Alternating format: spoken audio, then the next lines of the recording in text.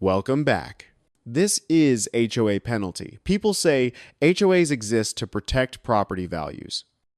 But let's be honest, they're really just little dictatorships run by bored people with too much time and not enough power in their real lives. And the guy in today's story, he just proved that theory in the most spectacular way possible.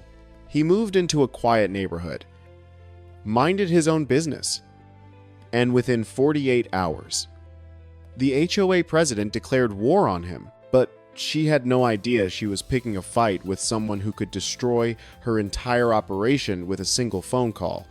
Wait until you hear who he actually is. Before we find out, hit like and subscribe so you don't miss stories like this. Alright, let's get into it. The moving truck pulled away at 6:47 p.m., leaving me alone in a house that still smelled like someone else's life. Cardboard boxes lined every wall. My furniture sat in wrong places. Nothing felt like home yet. But that was fine. I'd bought this house in Meadowbrook Heights for exactly one reason: distance from my old life. 3 months ago, my engagement imploded in spectacular fashion. Sarah kept the downtown condo we'd picked out together.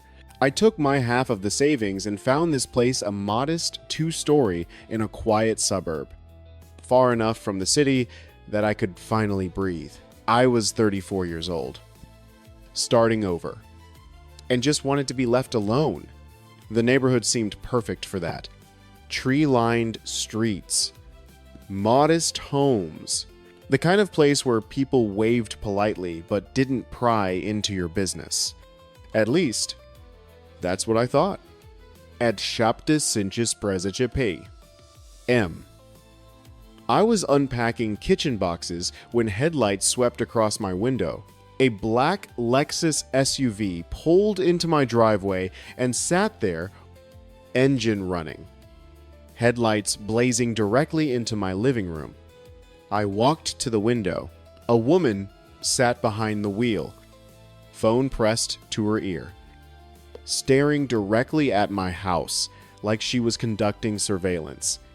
She didn't wave, didn't smile, just sat there, talking and staring. After 5 full minutes, she backed out and drove away.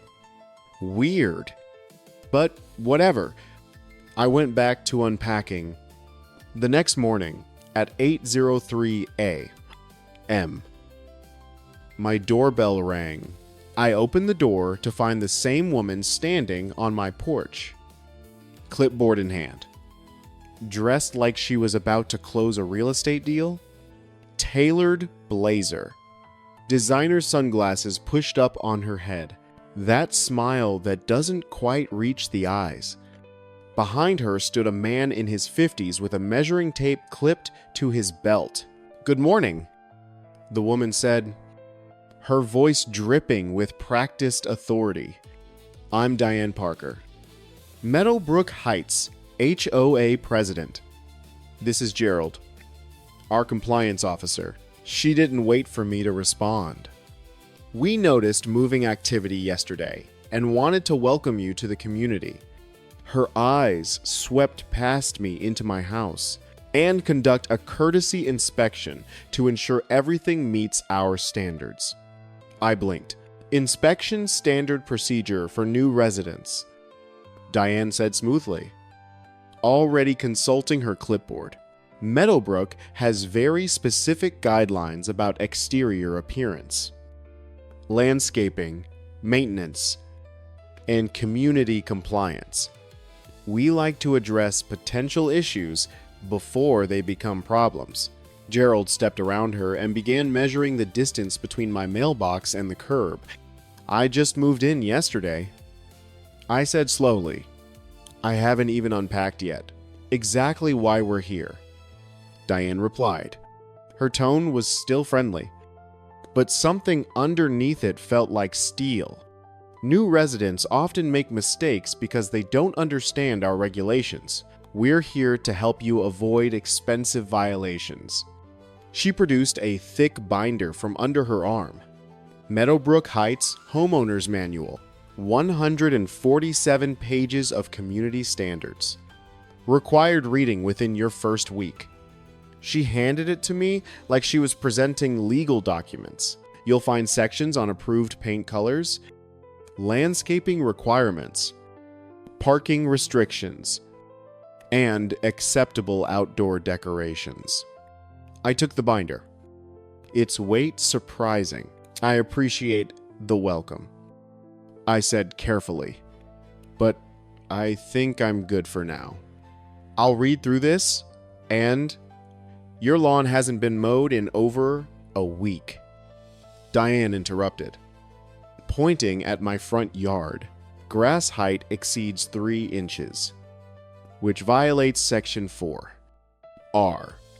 That's a $50 fine per day until corrected.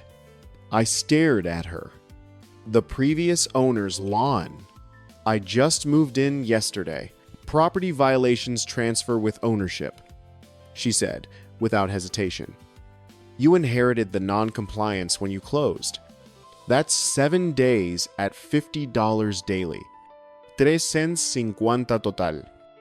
Due within 48 hours. Gerald called out from the driveway. Mailbox is 4 inches too close to the street. Section wheat. 7. Violation. Diane made a note on her clipboard. That's an additional $75 fine. She looked up at me, her smile never wavering. And your trash cans are visible from the street, which violates Section 3. Sue. Cans must be stored out of sight except on collection days. Another $50. I felt something tighten in my chest. You're fining me $475 before I've even spent 24 hours in this house? Welcome to Meadowbrook, Diane said sweetly. We maintain the highest standards in the county. That's what protects everyone's property values. She handed me a printed invoice. Payment due within 48 hours. Or late fees apply at 15% per week. Gerald finished his inspection and returned to stand beside Diane like a bodyguard. One more thing, Diane added, consulting her clipboard again. Your moving truck blocked the street for 6 hours yesterday. That's a traffic obstruction violation. Section 11. San. $200 fine. The moving company unloaded as fast as they could. Advance permits are required for any vehicle blocking community streets. She interrupted. You failed to file? That's your responsibility as homeowner. She tore off a second invoice and handed it to me.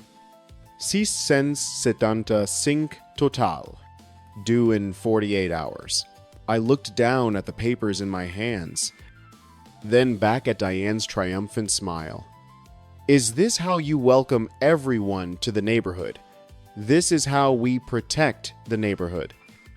She corrected. Her voice was still pleasant, but her eyes were ice. Meadowbrook has standards. Mr. Reeves. People who can't maintain them. Well, they usually don't stay long. The threat was wrapped in silk, but it was still a threat. Read the manual, Diane said, turning to leave. And get that lawn mowed by tomorrow morning. Every day it's late adds another $50. She walked back to her Lexus with Gerald trailing behind her. I stood on my porch, holding $675 in fines for a house I'd owned for less than 24 hours, and felt something I hadn't felt since my engagement ended. Trapped. Did you catch that? She showed up at 8 a.m. the morning after he moved in with prepared invoices. This wasn't a courtesy visit, it was a planned ambush. She targeted him the second he arrived, before he even had a chance to learn the rules. That's not protecting property values. That's predatory. And the way she smiled while threatening him, pure sociopath energy. But watch closely, his calm is suspicious. Most people would be arguing by now. He's just listening. Like he's studying her. That afternoon, I did what any reasonable person would do. I Googled Meadowbrook Heights HOA complaints. The results were immediate and horrifying. Forum posts dating back 3 years, all describing the same pattern. Diane Parker fined us $850 in our first month for violations we never knew existed. She threatened foreclosure over a lawn gnome. A lawn gnome. The HOA board is just Diane and her 2 friends. They make up rules as they go. We sold our house at a loss just to escape. Moving was cheaper than fighting her. One post stood out. If you're thinking of moving to Meadowbrook Heights, don't. Diane Parker runs it like her personal kingdom. She'll bleed you dry with fines, then force you out when you can't pay. We lost $30. 0 inches equity just to escape. The username was former Meadowbrook resident 2021. I clicked through to their profile and found a phone number in an old post offering to answer questions about the neighborhood. I called. A woman answered on the second ring. Hello, hi. My name is Daniel Reeves. I just moved to Meadowbrook Heights. And, oh God. She interrupted. Diane already got to you. Didn't she? How did you? Because that's what she does. The woman's voice was bitter. Let me guess. She showed up the morning after you moved in with a clipboard and a smile. Found a dozen violations you didn't know existed. And handed you invoices before you'd even unpacked $675 worth. I confirmed. The woman laughed. But there was no humor in it. That's actually pretty light for Diane. She must have been in a good mood. She sighed. I'm Rachel. By the way, my husband and I lived in Meadowbrook for 2 years. Worst decision of our lives. What happened? What didn't happen? Rachel's voice shook slightly. Diane started with small fines. $50 here. $100 there. Always for violations we didn't know about until she showed up to collect. Then she escalated. Escalated. How she claimed our fence was 6 inches too tall. Demanded we tear it down and rebuild it at our own expense. $8. Lean. When we refused, she added daily fines until we complied. $100 per day. I felt my stomach drop. That can't be legal. It's barely legal. Rachel said, but fighting it costs more than just paying. Diane knows that. She's been doing this for 6 years. She targets new residents because they don't know the system yet. By the time you figure out how to fight back, you're already $10? 0 inches the hole. Did anyone ever fight her? 2 families tried. Both ended up in court. Both lost their houses. Rachel's voice went quiet. Diane has connections with local judges and county officials. She's untouchable. I sat down heavily on one of my unpacked boxes. So what do? Honestly, Rachel paused. Sell. Get out while you still can. Meadowbrook destroys people. It destroyed us. We lost $30. 0 inches equity just to escape. But at least we're free. After the call ended, I sat in my half-unpacked living room and felt something I hadn't felt in years. Not fear. Rage. I'd spent 5 years working in regulatory compliance for the Department of Housing and Urban Development. 5 years investigating exactly this kind of abuse. Officials who weaponize their authority to intimidate residents who didn't know their rights. I'd documented cases, built investigations, testified in federal court against HOA boards that violated fair housing laws. And now I was sitting in my own house, holding $675 in fraudulent fines from a woman who thought she was untouchable. Diane Parker had no idea who she was dealing with, but she was about to find out. The next morning, at 7:58 a.m., Diane returned. This time, she brought 3 people, Gerald with his measuring tape, a woman carrying a camera, and a man in a polo shirt with Meadowbrook compliance embroidered on the chest. They fanned out across my property like a SWAT team. I opened the door before they could ring the bell. "Mr. Reeves," Diane said, her smile even wider than yesterday. "Compliance inspection. We need to document current violations before processing your payment. I haven't paid anything yet." Her smile tightened. "Then we're here to assess late fees." She gestured to her team. "This will only take a few minutes." Gerald began measuring my mailbox again. The woman photographed my lawn from multiple angles. The compliance officer walked around my house, taking notes on everything he could find. I stood on my porch and watched. Diane approached with her clipboard. "Your lawn still exceeds regulation height. That's now 2 days at $50 each. Plus your original 7-day violation. $450 total for grass height alone." She made a show of calculating on her phone. Add yesterday's mailbox and trash can violations, plus the new late fees. She looked up, her expression sympathetic. "You're currently at $1. 100 inches. Outstanding fines." "Mr. Reeves." I didn't react, and I'm afraid we've discovered additional issues this morning. She consulted her notes. "Your house number is mounted 1 inch too high. Section 6. By 75美元. Your welcome mat is burgundy, which isn't on the approved color list. Section 9. R. 50美元. And your garage door hasn't been repainted within the required 3-year window. Section 7. C. $200 fine plus mandatory repainting within 30 days. She handed me a new invoice. 1美元. 425 total. Due immediately. You're insane, I said quietly. Diane's smile vanished. I'm protecting this community from people who refuse to follow rules. Her voice dropped to something cold and sharp. Meadowbrook has standards.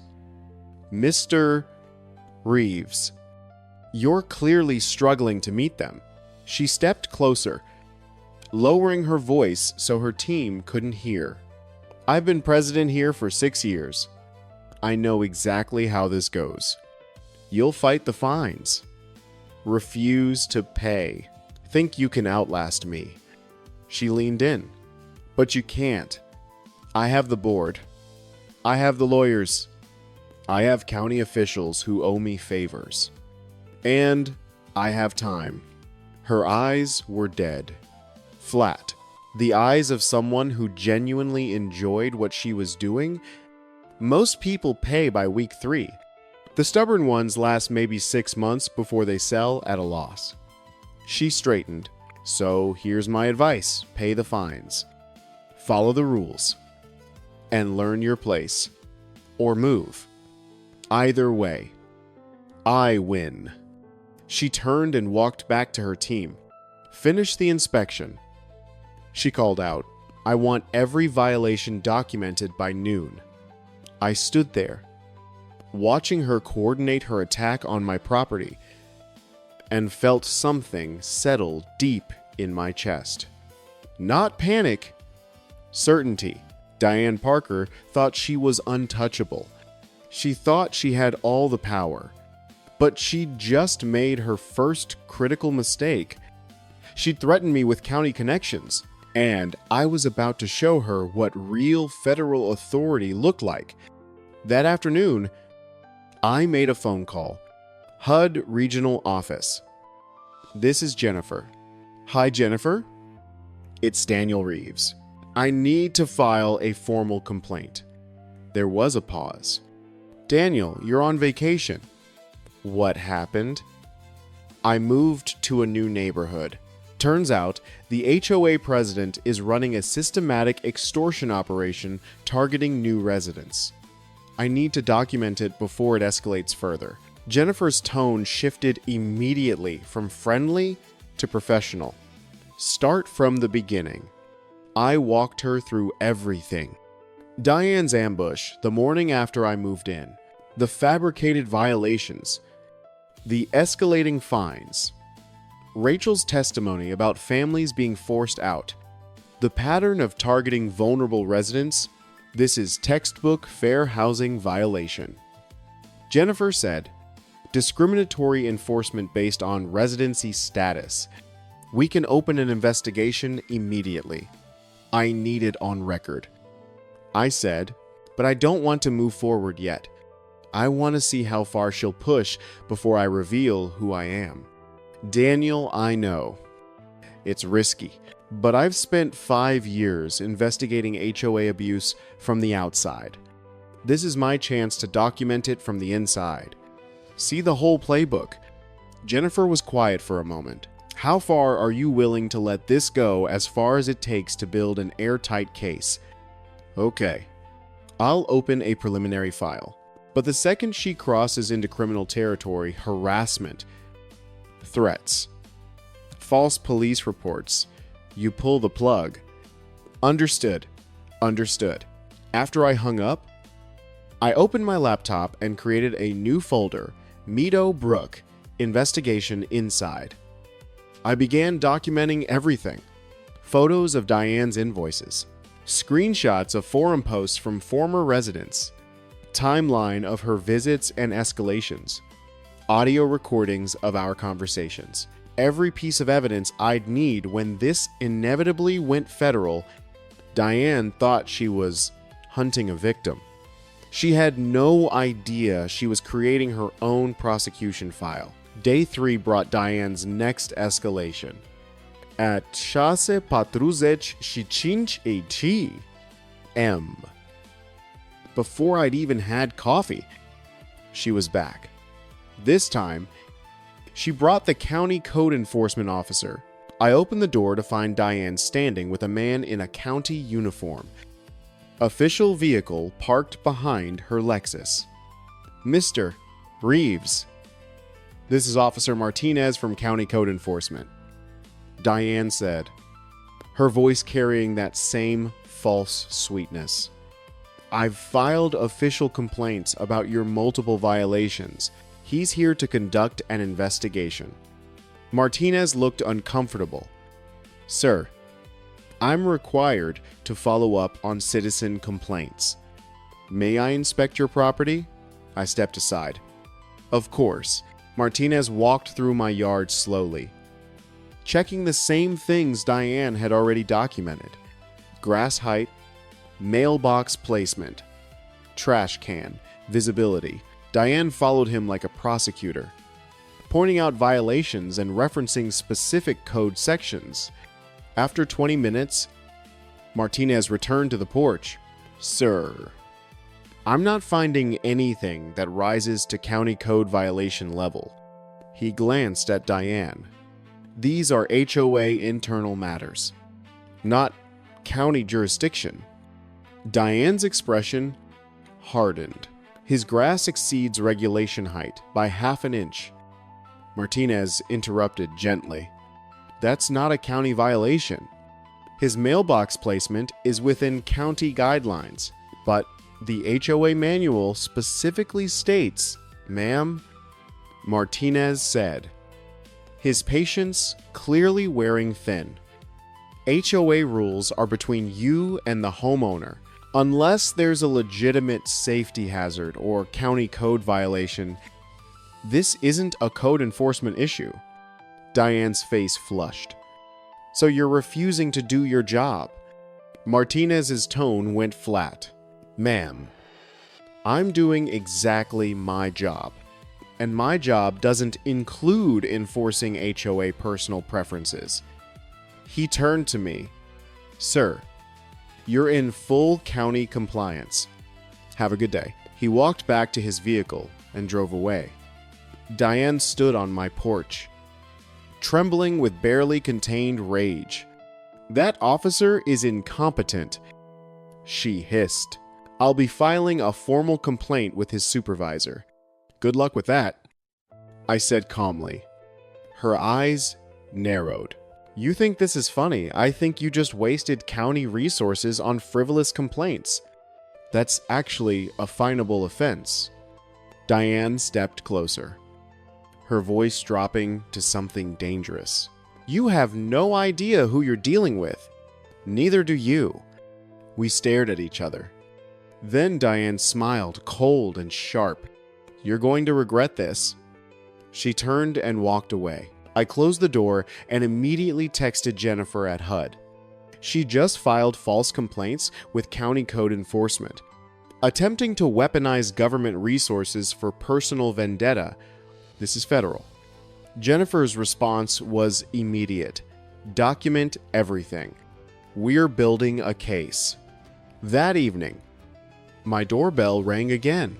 I opened it to find Gerald standing there alone, looking nervous. Mr. Reeves, I need to talk to you. Privately. I let him in. Gerald stood in my entryway, wringing his hands. I've been Diane's compliance officer for 3 years, he said quietly, and I can't do it anymore. What she's doing to you, it's not right. Tell me. Gerald pulled out his phone and showed me photos, invoices from previous residents, fines totaling $15. Ling ling ling. Arsha R. Mayuan. Ling ling ling. Sensha Wu Mayuan. Ling ling ling. She targets new residents. Hits them hard in the first month before they understand the system. Most people pay out of fear. The ones who fight, he trailed off. She destroys them. How escalating fines. False complaints to county officials. Social isolation. She turns the whole neighborhood against anyone who challenges her. Gerald looked sick. I've watched 6 families lose their homes because of her. And I helped? Why are you telling me this? Because you're different. Gerald met my eyes. You're not panicking. You're not begging. You're calm. Like, something she doesn't... I didn't respond. Gerald handed me a flash drive. This is everything. 3 years of invoices. Emails. Complaints. All of Diane's targets. All the evidence you'd need to prove she's been running a systematic extortion operation. He headed for the door, then turned back. Whatever you're planning, do it fast. Diane's already talking about filing harassment charges against you. She's convinced a judge will issue a restraining order that forces you out of your own house. After Gerald left, I plugged the flash drive into my laptop. 3 years of documentation. Dozens of families targeted, hundreds of thousands of dollars in fraudulent fines. And Diane's own emails describing her strategy hit them hard in month 1. Most will pay rather than fight. The ones who resist can be forced out through escalation and legal pressure. Average timeline, 4 to 6 months from move-in to foreclosure or sale. I forwarded everything to Jennifer with a single message. We have her. Jennifer called immediately. Daniel. This is federal racketeering, wire fraud, extortion. She's not just violating fair housing laws, she's running a criminal enterprise. How fast can you move? I can have federal investigators here by Monday, but we need to catch her in the act. Can you hold out until then? I can do better than that. I can make her escalate. How? By refusing to pay. There was a pause. Daniel, if she files those harassment charges, she won't get the chance. I hung up and drafted an email to Diane, Ms. Parker. I will not be paying any of the fines you've issued. I believe they violate federal fair housing regulations and constitute harassment of a new resident. If you wish to pursue legal action, I'll see you in court. Regards. Daniel Reeves. I hit send at 1047 p.m. Diane's response came at an 0.5 m. Mr. Reeves, your refusal to pay constitutes willful violation of HOA bylaws. Effective immediately. You are in arrears of $1. Sibai Arshawu. Subject to 15% weekly late fees. Additionally, I am filing official complaints with county housing authorities regarding your non-compliance. You have 48 hours to pay in full or face legal action. Diane Parker, HOA President I, replied immediately, see you in court. Saturday morning at 9:00 a.m. Diane showed up with a sheriff's deputy. I opened the door to find Deputy Collins standing on my porch. Looking as uncomfortable as Martinez had been, Diane stood behind him, triumphant. Mr. Reeves, I have a court order for property lien filing, Collins said, holding up official-looking paperwork. Ma'am claims you're in violation of HOA payment agreements. I took the papers. They were real. Diane had somehow convinced a judge to issue a lien against my property for unpaid HOA fines. This lien will prevent you from selling or refinancing until the debt is paid in full, Diane said sweetly, plus accumulated interest and legal fees. You're now looking at approximately $3.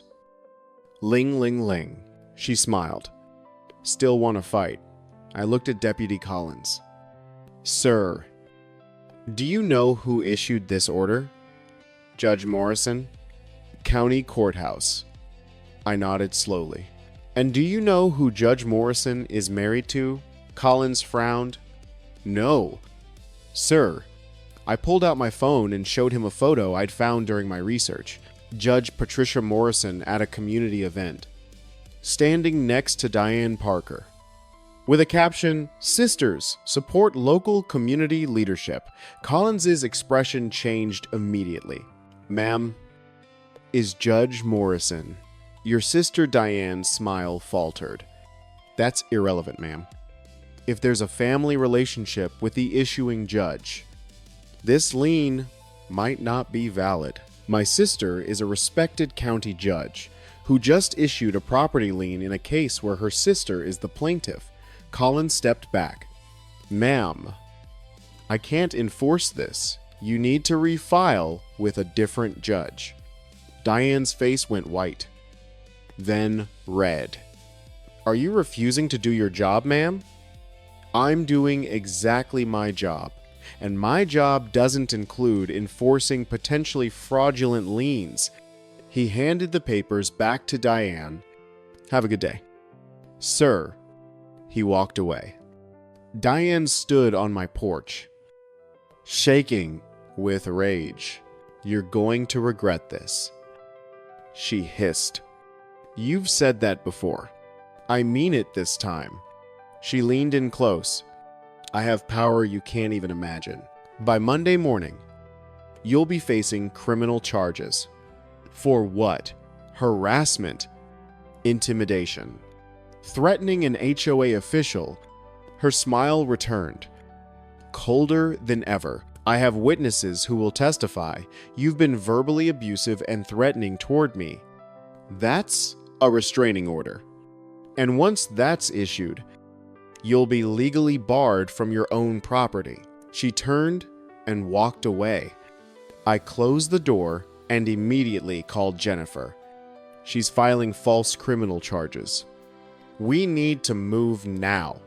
Federal agents are already en route. They'll be there Monday morning.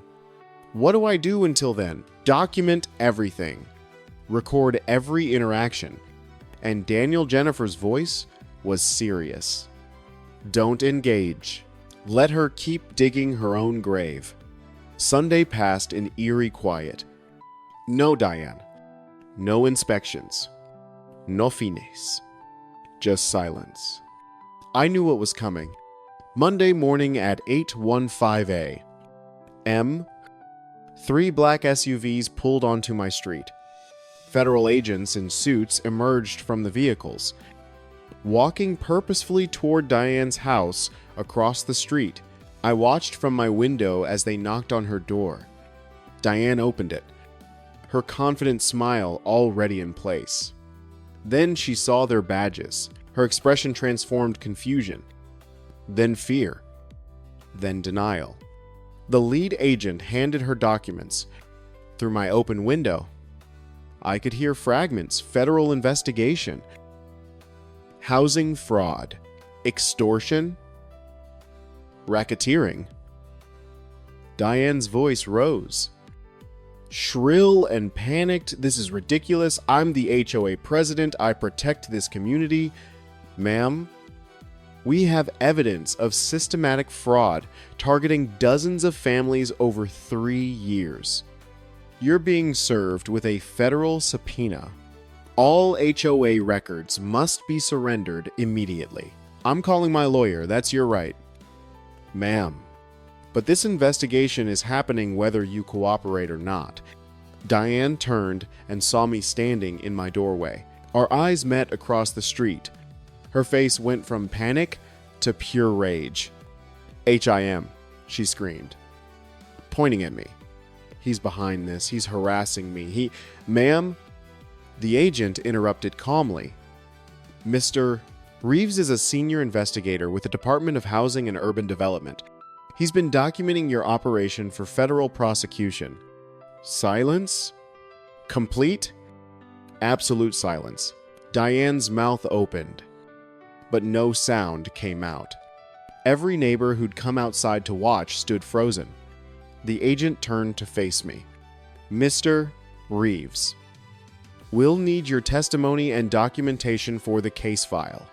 Already compiled, I said, holding up a thumb drive. 3 years of evidence. Multiple victims. Systematic fraud pattern.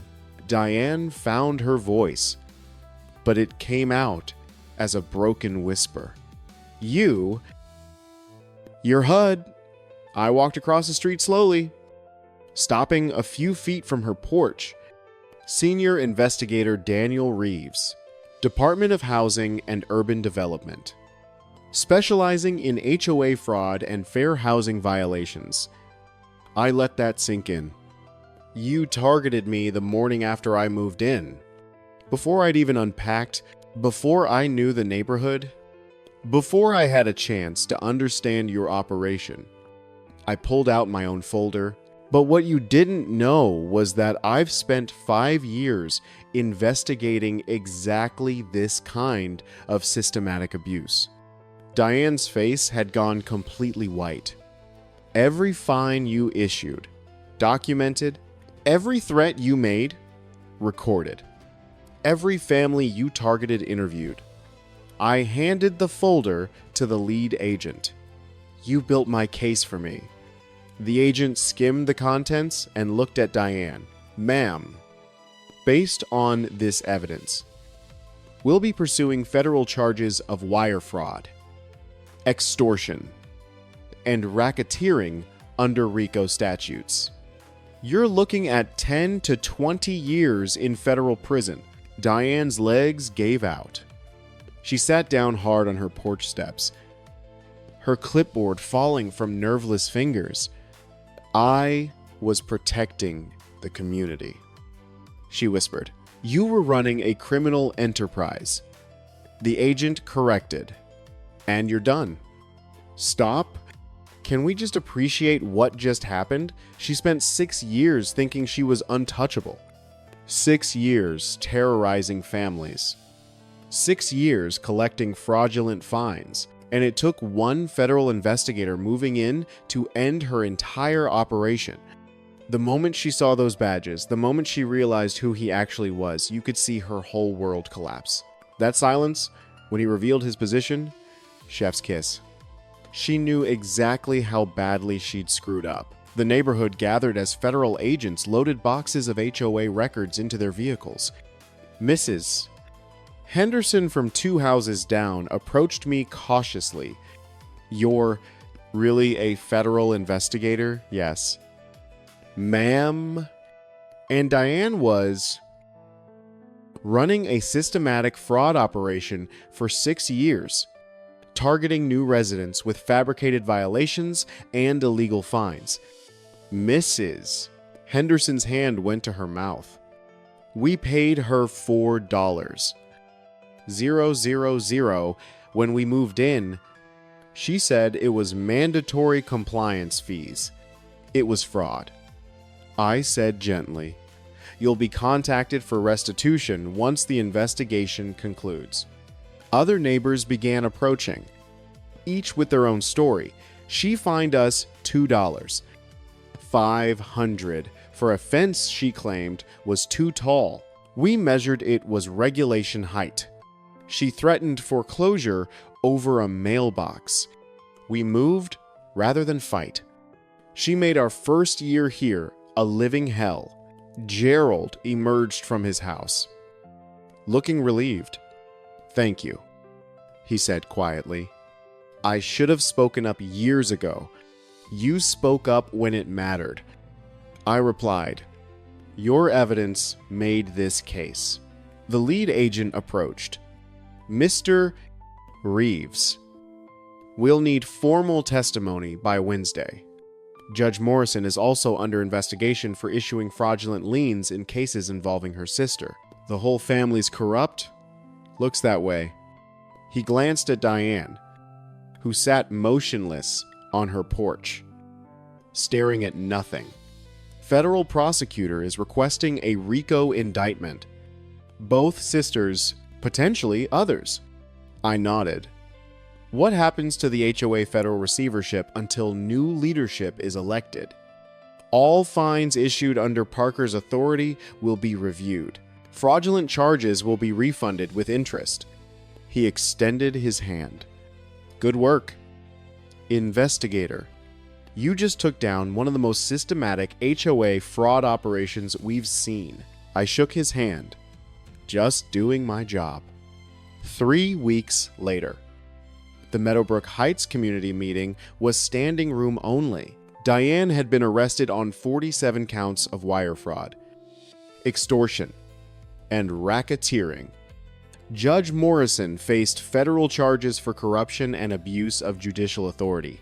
Gerald had been granted immunity in exchange for testimony, and I stood at the front of the room, explaining what happened. For 6 years, Diane Parker ran a systematic fraud operation disguised as HOA enforcement.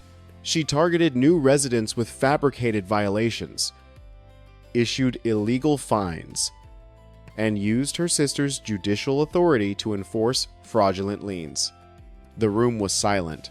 Federal investigation has documented 63 families who were targeted. Total fraudulent collections exceed $780. Ling ling ling. Gasps rippled through the crowd. All fraudulent fines will be refunded with 15% interest. New HOA leadership will be elected under federal oversight, and Meadowbrook will adopt transparent enforcement policies that comply with fair housing regulations. Mrs. Henderson raised her hand. "Will this affect our property values?" "Actually, no." I pulled up a chart. Property values in neighborhoods with transparent, compliant HOA governance typically increase 8-12%. Buyers want communities where rules are fair and enforcement is accountable. Another hand. What happens to people who moved because of Diane? They're eligible for restitution. If you sold at a loss due to Diane's harassment, you can file a claim with the federal receiver. The questions continued for an hour. Finally, someone asked, "Why did you move here? Was this whole thing a setup?" I smiled. I moved here because I was starting over after a bad breakup. I wanted peace and quiet. I had no idea Diane was running a fraud operation. But you're a federal investigator who was on vacation. I shrugged. I bought this house to escape my job. Instead, I found the biggest case of my career on my own doorstep. The room erupted in applause. After the meeting, Rachel, the woman I'd spoken to on the phone, approached. "You actually did it," she said, tears in her eyes. "You stopped her. You helped." I replied, "Your testimony gave me the full picture. We lost $30. 000 because of her. You'll get it back. With interest?" Rachel hugged me. "Thank you." 6 months later, I was sitting on my porch, drinking coffee and watching the sunrise. My lawn was mowed. My mailbox was properly placed. My trash cans were stored out of sight, not because Diane demanded it, but because I chose to. The new HOA board had implemented transparent policies, reasonable fines, clear appeals process, democratic oversight. Property values had increased 11%. 3 new families had moved in. Specifically because they'd heard Meadowbrook now had the most accountable HOA in the county. Gerald had been elected treasurer, bringing real accountability to HOA finances. And Diane Parker, was serving 12 years in federal prison. Her sister, Judge Morrison, got 8 years for judicial corruption. The case had made national news. Federal investigator takes down HOA fraud ring from inside. My phone buzzed. A text from Jennifer at HUD. New assignment. Suspicious HOA in Phoenix targeting military families. Interested, I smiled. Send the file. Because that's the thing about people like Diane. They think authority means power. They think clipboards and confidence can replace actual law. And they never see real authority coming until it's too late. I took another sip of coffee and opened my laptop. Time to find the next HOA dictator who needed a reality check. Because in my line of work, the best investigations start when bullies forget to check who they're actually bullying. And that's officially the end. Be honest, how satisfying was it watching Diane's face when she realized she'd been harassing a federal investigator for 3 days straight? She thought she was untouchable, thought her sister's judgeship made her invincible. And it took one phone call to bring her entire empire crashing down. Quick question, was 12 years too harsh? Or exactly what she deserved? I say she got off easy. Thanks for watching. Before you scroll away, drop a comment. Was this the most satisfying takedown you've ever seen? Or what? Catch you next time. This is HOA Unfolded.